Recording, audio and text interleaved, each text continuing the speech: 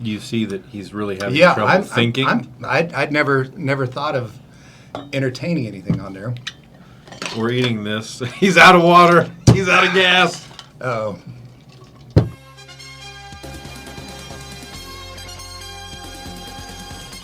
I'm David Voorhees, host of Running Hot. With me today, Scott Borden, or H. Scott Borden. Yes. In Scott. And Scott. It was close. It was in the same neighborhood. Yeah. But our guest today, thank you. Glad to have you. So I think you have watched the show a few times, probably know it. But for anyone watching the first time, we've got 6 sauces. 5 sauces are for you. The 6th one is for me because I get to watch how you react. And should you make it through 6 sauces, we give $1,000 to the charity of your choice. Fantastic. Have you thought about the charity you want to support? I sure have. New Hope Food Pantry in Olathe, Kansas is started in 2011, April of 2011. And in August of 2011, my wife joined there. She managed it for many, many years, close to 10 years or so. And it's it's an amazing thing. You think Johnson County, Kansas, there wouldn't be a lot of homeless people needing food. That is totally incorrect. In fact, what you find is in Johnson County, they hide a lot, so they don't like to come out. So the food pantries in Johnson County are very well attended, and it's really helping a lot of people. Great. Since the sauce is on your side, let's grab that first one after you grab your first weapon. So this one, Little Dick's Big Flavor, it is ghost pepper and pear. Ghost pepper and pear. Delicious. It's a really good palate starter. So what I would recommend is put like a little blob on your plate, enough to just get some on your wing, and then that's fine. I mean, there's really no correct answer. Now, if you give it like just a little dribble, I'll make fun of you, but, anyway. So, I'll let you put that back once you're done eating. Cheers to the first wing. All right. Cheers. Cheers.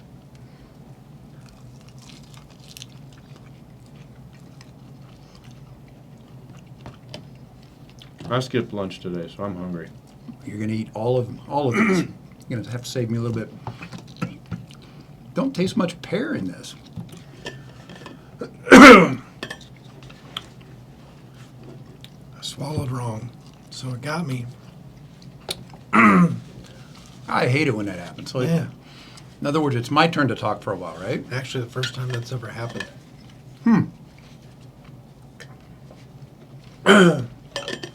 All right, so when we first met, I knew you as the HSA Guy. Mm-hmm. So license plate that says HSA Guy. For 18 So years now, I've had that license plate. how did you get into the healthcare space? Well, let's see. First got my license in 1989. Okay. So I've been in the industry now 36 years.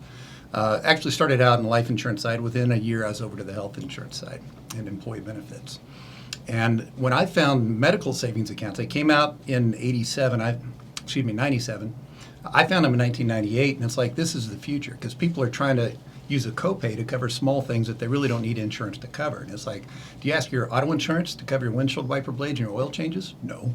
Why do we ask health insurance to cover some of these smaller bills that we can really afford to pay on our own?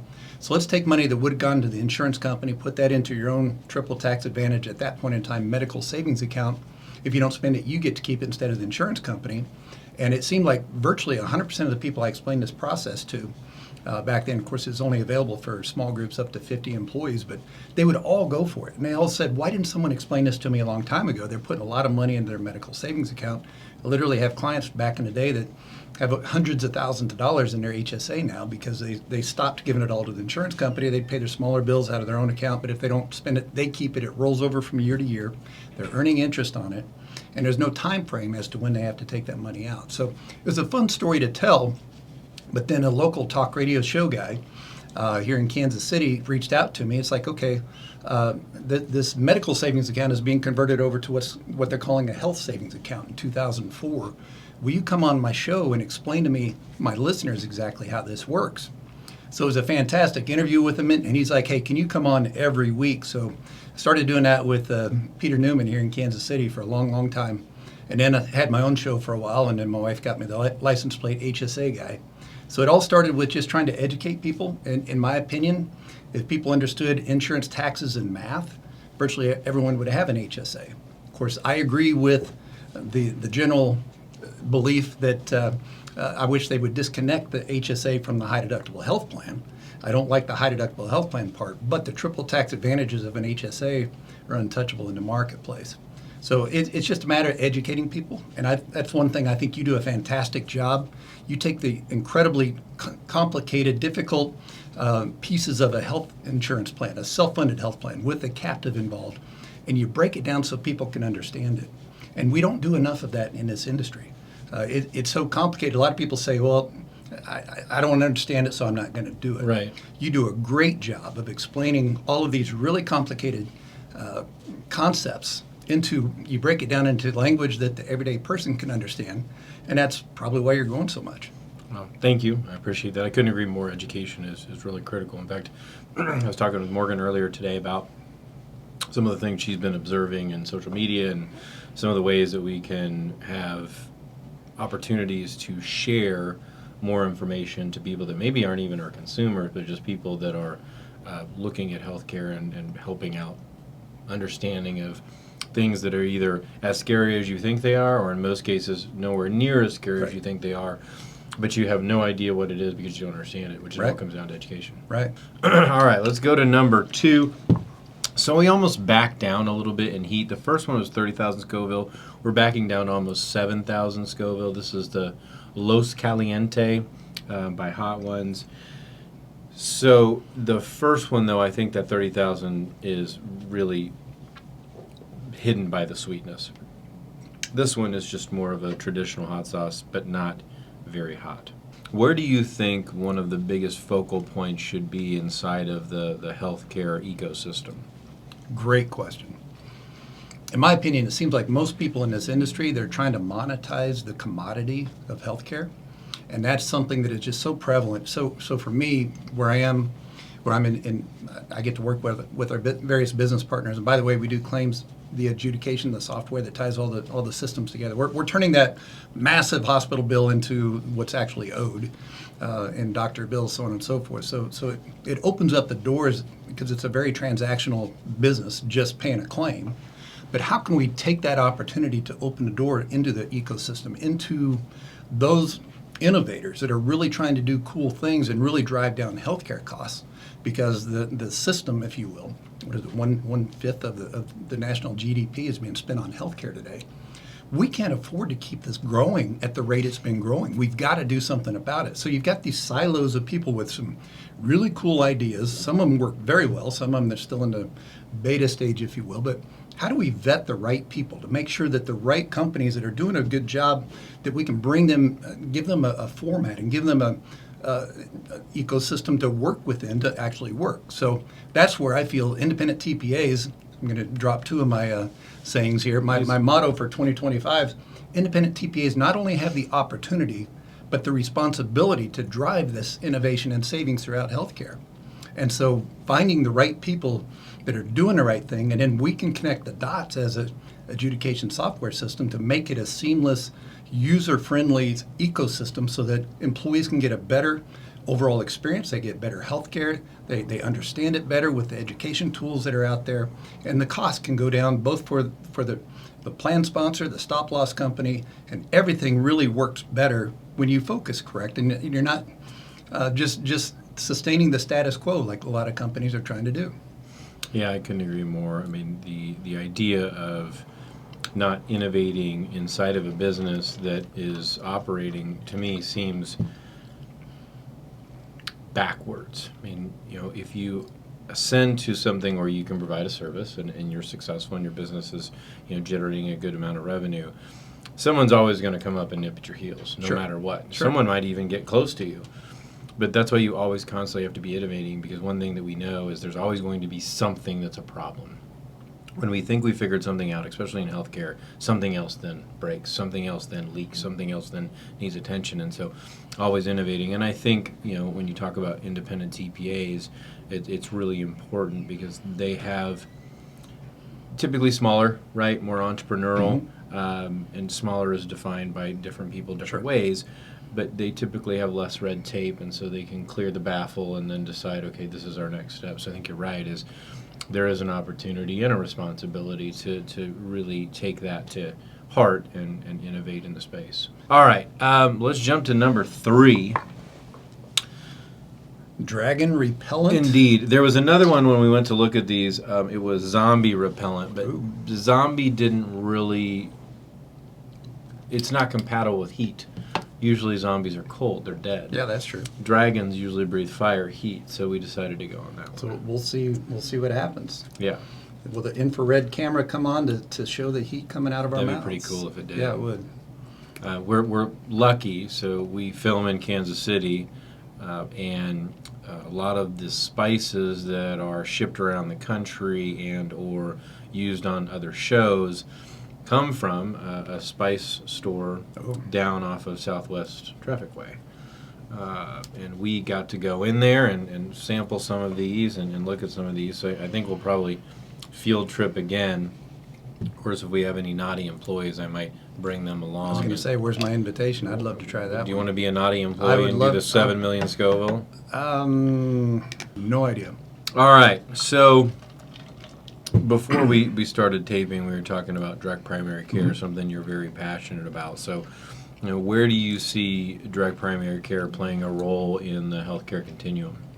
Well, all too often today, your actual time with a doctor is limited because you'll go and see the nurse and they'll sit you down. And doctors, unfortunately, due to the workload where they have to see so many patients per day just to keep their door open, they run people through there. It's such a small amount of time, they end up medicating symptoms instead of taking the time necessary to help them live healthier lives. And my eyes were opened up in 2009. One of my talk radio show listeners reached out to me and said, I want to move from fee-for-service to direct primary care. I want you to help me do it. I didn't even know what direct primary care was. So we met, started talking about it, and then he got cold feet. He called again 3 years later, 2012, and he said, I don't care what happens. I'm tired of corporate medicine. I'm tired of this big hospital group that had purchased his practice, telling him what he had to do. And so for me, it was totally eye-opening. It was unbelievable, the pent-up demand when people can have 24/7 access to a doctor. They have no idea what that is actually like when you can text a doctor. So my DPC sales pitch, if you will, I pull out a text where I text Dr. Brooks. Unfortunately, rest in peace, he passed away earlier this year. But I pull up a text where I text him and explaining some of my wife's symptoms that were going on. And he texts back 1 minute later, okay, I'll have an antibiotic waiting for you once the pharmacy wakes up. Opens up. I looked at the text. It was 5:36 in the morning. He texts back 5:37 in the morning, and that was a Saturday morning. So that is my explanation of what access to a doctor could actually be like. My daughter, for example, she had a spot on her leg 2 days before she was to get married 12 years ago. When she's like, I don't know what's going on here. It keeps growing. I thought it was just a mosquito bite. I take a picture of it and text it to Dr. Brooks. He texts right back a couple minutes later. It's a staph infection, probably from the gym she works at. He knows my daughter. He knows where she works. And once again, there's an antibiotic waiting. She was able to get to the antibiotic. This whole process took just a few minutes versus a whole half an afternoon or all the time it takes to sit in a potentially contaminated waiting room with other people just to have your 7 to 10, maybe 12 minutes of physician time. It's like once you explain to people that's what it can actually be like. And by the way, after 2 days after on antibiotic, the spot was basically gone, so it was a non-issue. That is what physician access should be if they don't have to go through the bottleneck of insurance where you have to CPT code and you have to have codes for everything because a doctor doesn't get paid to do that with the traditional fee-for-service system. So direct primary care, I think, is an integral part of truly building out the ecosystem of healthcare. I call it building the healthcare consumerism ecosystem with aligned incentives. Direct primary care is doing what's best for you, not doing what's best as far as to get the most money out of the insurance company, how I can upcode and do all this stuff. Well, based upon this ICD-10, which is your diagnosis code, I'm able to layer on all this other stuff, not because it might be better for David, but because the insurance company is willing to pay that. So that's why I'm going to layer all this stuff on there. You don't mess with any of that. In fact, a lot of times a primary care doctor is spending 30%, maybe even 50% or more of their time just trying to spend all the time it takes just to get payments from the insurance company versus spending time with the patient and doing what's best for the patient. So once you understand that dynamic of how important primary care is, Ounce of prevention is worth a pound of cure. That's a 16-to-1 ratio. In my opinion, if you can spend more time, all the time you need with a primary care doctor, it's going to significantly reduce your ER visits, your specialist visits. Oh, you need to go talk to that specialist because I've got a waiting room full of other people right now. You mentioned this. That's out of my scope. I don't have time for this, so I'm going to refer you instantly to a specialist. So that's where I think primary care has to be an integral part of a truly high-functioning healthcare system. You're not passionate about that? Not at all. Not at all. I'm feeling it. Good. Good. I got a little tingle. So this one is called Pain is Good. Extreme hot sauce. They've got a full line of these hot sauces. Quite good. Spice and Foods. Yep. So how many Scoville units is this one? So we've moved past the 30,000 that we started. Breezed way past 69. Past 22.8. We're now cruising at a 50,000 foot. 50,000 Scoville? Mm-hmm. Okay. All right, so let's talk about motorcycles. You've visited our office a few times, and on occasion the weather has cooperated, and you've been over on your motorcycle. But I hear you might be selling it. How are you going to get here? What are you going to do? You're going to get rid of this motorcycle. What's been the passion about motorcycles, and why are you getting rid of it? Well, I started riding little mini bikes, dirt bikes, when I was probably 6 years old, I think. Okay. And on a farm, I bought my first dirt bike when I was 10. And so moved to street bikes and enjoyed that. Met my wife. We got married in 89 and then had a baby on the way in 92. And it's like, I'm not going to keep riding. And by the way, my choice of motorcycles had to slow down a little bit from the really fast ones to the more the cruiser style. But even that, it's like, I don't want to be raising a family when I'm putting my life on the line like this all the time. So stopped riding for a while. Always kept my motorcycle license, but anytime we go on vacation, it's nice to rent a Harley. And like, for example, we went to Florida, excuse me, Jacksonville, Florida, Amelia Island just north there. So we rented Harley, a group of us rented Harleys down in Jacksonville. We're going to try to get down to Daytona and back up A1A right there on the ocean. Yeah. Oh my goodness, such an incredible ride. And it's so much fun. And then if you go to Las Vegas, if you have a motorcycle license, you can rent a Harley for, even with insurance and everything, $150, $200 a day. And it's unbelievable fun. So out of Las Vegas, I'm not a gambler, but we'd have meetings, stuff going on there. We'd go to Red Rock Canyon or Valley of Fire. You're riding through, almost looks like a Mars type. Wow. Red everywhere in these canyons that you're going through. Just amazing. And a motorcycle, you're seeing it all. I suppose a convertible will probably be the same, but it's just nothing like a motorcycle as far as that goes. So mine's in the shop. It's getting to me now. There you go. Little choking up. All right, There you go. we're getting somewhere. A first reaction right here. I got it in the shop to get it fixed up, and I'm probably going to let it go. And I'll always keep my license so we can rent as we go out and about someplace. Yeah. But it's fun. But during the pandemic, I actually named my motorcycle AD for antidepressant. So if you out and about on a motorcycle, the wind going through, there's something about it that you really can't explain. You can't explain it to people, but it really is an attitude adjustment. As we were all stuck inside, all the offices were closed down. Just go out for a ride for a little bit. It's an amazing thing to cleanse your brain and to get you back focused on and just appreciate everything that life has. All right, so if that one got you, we're now getting ready to be The real. bomb. Because we were 50,000. We are now going up to 135,000. This is the bomb insanity.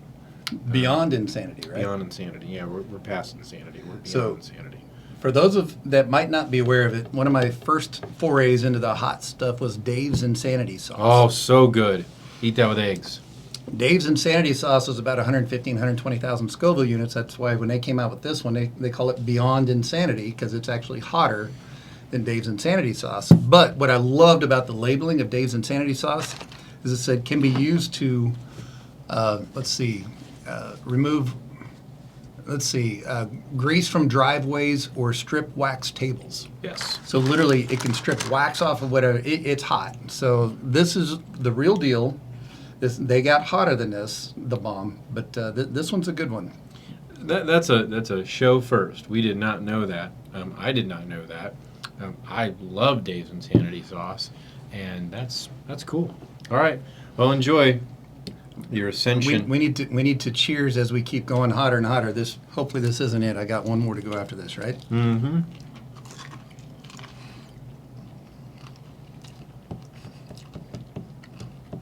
It takes your breath away.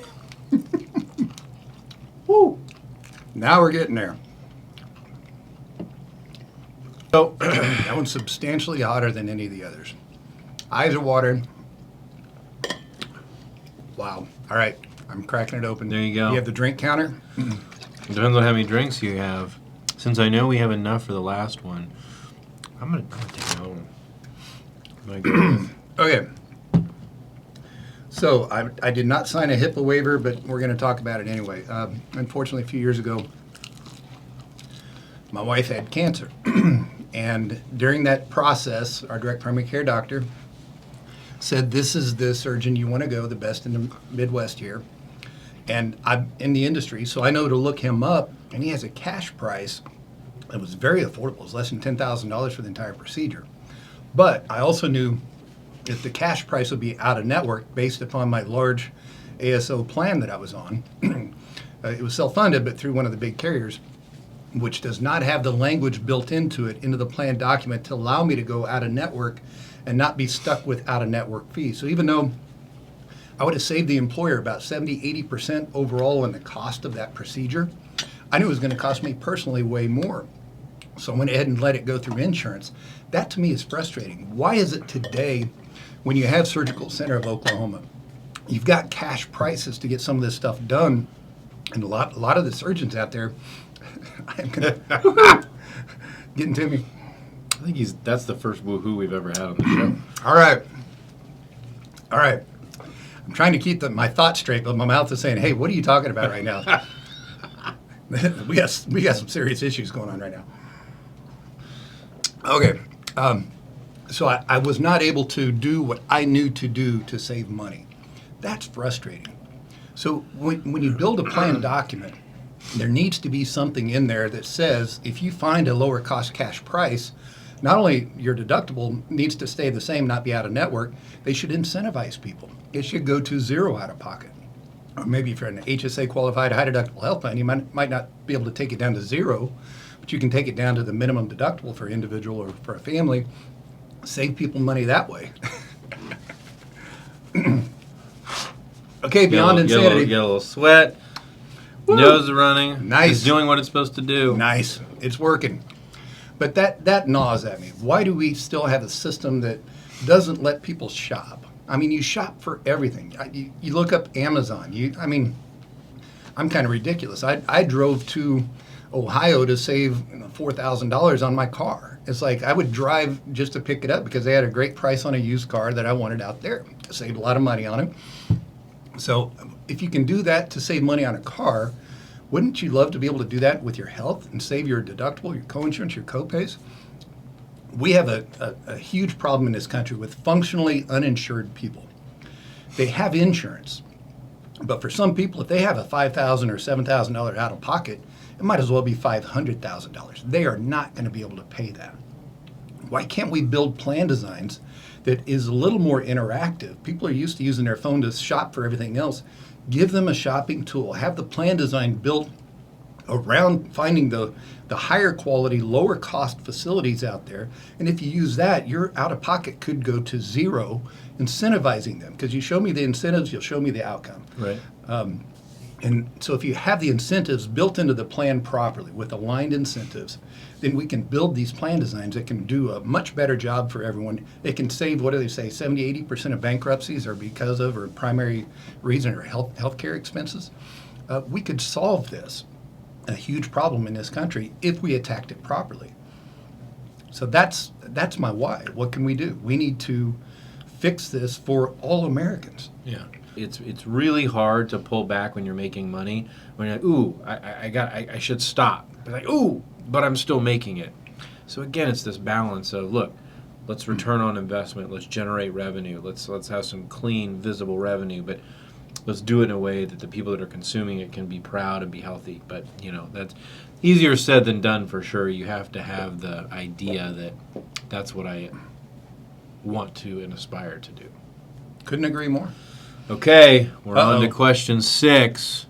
Got a little bit around here. You want to take a look at that? Maybe. Grinders, death nectar. It says stretch on there too. So 337,000 Scoville units, 3.5 ounces. So this is airplane safe? I think so. Let's dig in. You ready? I don't know. Am Okay. I don't know. We'll find out. All right.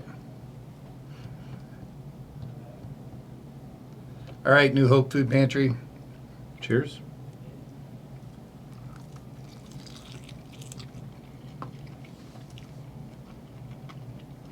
So solid. Delayed reaction, I'm assuming, because it didn't hit as hard initially. It's building now. I'm starting to get there. I'll have another one. Might as well while we're waiting for him to jump off of the high dive into the tiny pool. Is that enough?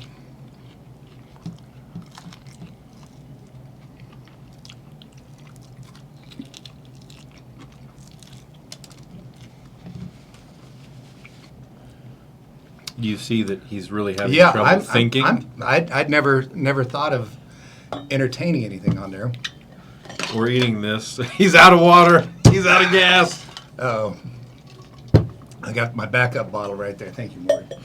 Appreciate it. Woo. What is the weirdest conspiracy theory you have ever believed? I personally, I struggle with the whole UFO thing. Okay. I think there's all kinds of unidentified flying objects. If I see a plane going overhead, I don't know what it is. Right. So by definition of UFO, is it a 737, 747, military? I don't know. So I think a lot of things that we call UFOs, there's a whole lot of experimental stuff that we don't know about. Oh, for sure. Governments, our government, so on and so forth. We're finding out some really amazing things happening right now in the war, Ukraine, with drones. The drones are you have a $2,000 drone taking out a millions of dollars, if not $1 billion worth of damage with a $2,000 drone. So drone technology is going haywire nowadays. Think about Starlink. Yeah, Starlink's up there. They're shooting off 60 satellites at a time. And so we got this going on throughout the world. So there's a lot of stuff we don't understand. Conspiracy theory, I'm probably, I love talking about conspiracy theories because there's a whole lot of them that probably end up being true before all said and done. Well, Scott, you made it through it. I did. All 6 sauces. You're going to make our Wall of Fame for absolutely dousing the last wing with the death nectar. So that was awesome. Loved hearing about your background experience. Awesome to have you on the show. Thank you for being here. Thank you very much. All right, everybody. Well, thank you for tuning in again to another episode of Running Hot. I'm David Voorhees, your host. We'll see you next time.